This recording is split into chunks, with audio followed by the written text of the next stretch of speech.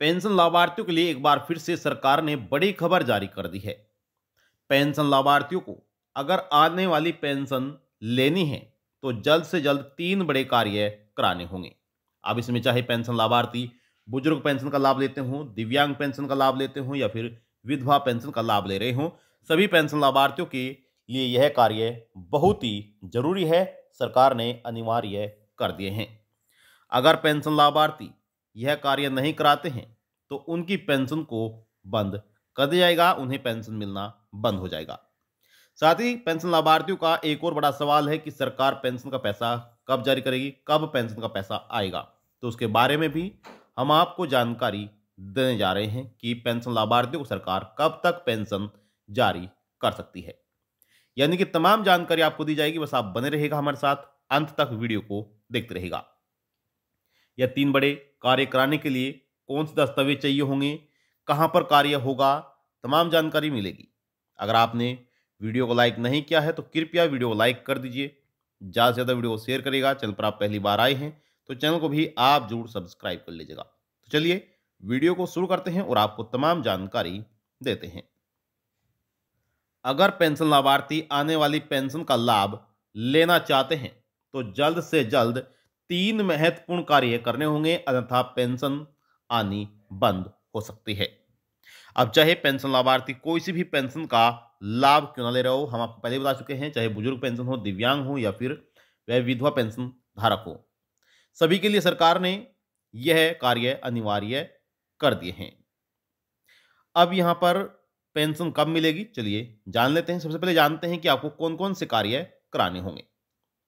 देखिए, आपकी जानकारी के लिए बता दें कि सरकार ने पेंशन लाभार्थियों के बैंक अकाउंट में वर्ष की दूसरी पेंशन को जारी किया था और अब जो आने वाली पेंशन है वह लाभार्थियों को साल की तीसरी पेंशन दी जाएगी। उनके बैंक अकाउंट में पेंशन जारी होगी, तीसरी पेंशन।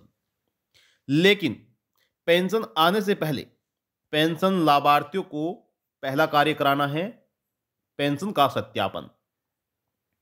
अगर पेंशन लाभार्थी यह सत्यापन नहीं करा पाता है तो उनकी पेंशन रुक सकती है, उन्हें पेंशन मिलना बंद हो सकती है।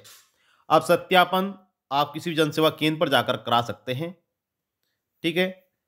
और वहीं दूसरा बड़ा कार्य जो पेंशन लाभार्थियों को कराना है वह है अपने बैंक अकाउंट, जिस बैंक में आप पेंशन ले रहे हैं उसमें आपको डीबीटी एक्टिव करानी होगी। यानी कि अपनी बैंक ब्रांच में जाना है और वहां पर आपको बोलना है कि हमें अपने अकाउंट से डीबीटी लिंक करानी है या फिर डीबीटी को एक्टिव कराना है। तो वह समझ जाएंगे कि आपका कौन सा कार्य करना है, तो वह आपके अकाउंट से डीबीटी को एक्टिव कर देंगे, क्योंकि यह डायरेक्ट बेनिफिट ट्रांसफर है जो सरकार द्वारा सीधा पैसा लाभार्थियों के बैंक अकाउंट में जारी किया जाता है। हालांकि पहले सरकार क्या करती थी कि लाभार्थी के बैंक अकाउंट नंबर के जरिए पैसा जारी कर दी थी, लेकिन सरकार ने पेंशन नियमों में बदलाव कर दिया है।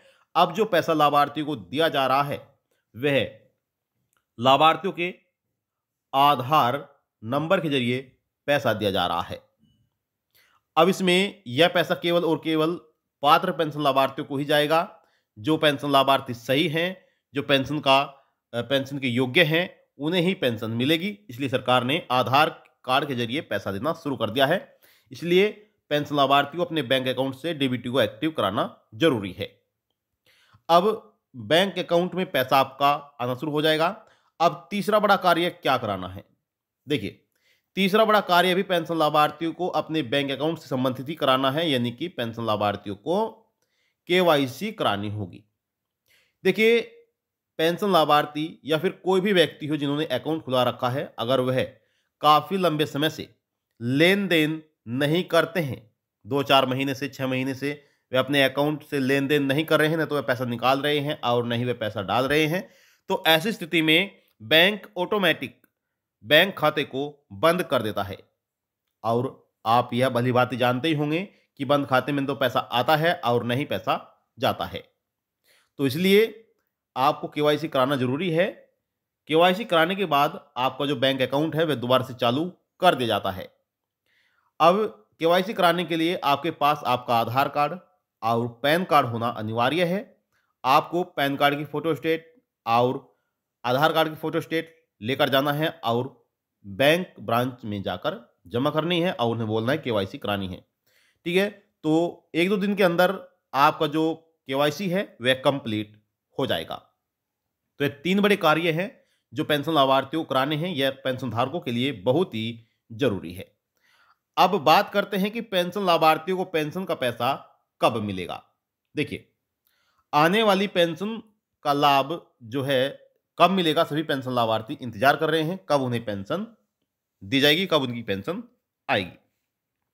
तो आपको बता दें कि आने वाली पेंशन सरकार की तरफ से दिसंबर महीने में जारी की जा सकती है। अब यह दिसंबर महीने में हम क्यों कह रहे हैं उसके बारे में बताएंगे। हालांकि अभी पेंशन जारी होने को लेकर कोई भी आधिकारिक तौर पर बयान जारी नहीं किया गया है, लेकिन दिसंबर महीने में क्यों पेंशन आ सकती है उसके बारे में जान लीजिए।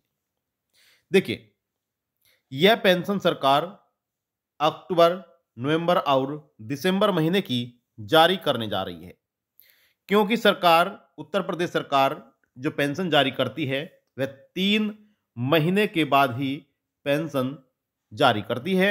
और सरकार ने इस बार जो पेंशन जारी की है वह साल की दूसरी पेंशन यानी कि अप्रैल, मई, जून की पेंशन जारी की है।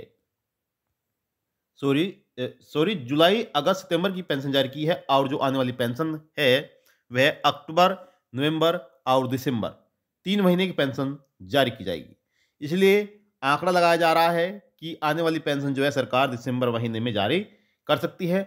अगर दिसंबर महीने में भी पेंशन नहीं आती है तो पेंशन लाभार्थियों को नए साल पर इनकी जनवरी महीने में पेंशन का पैसा जारी कर दिया जाएगा।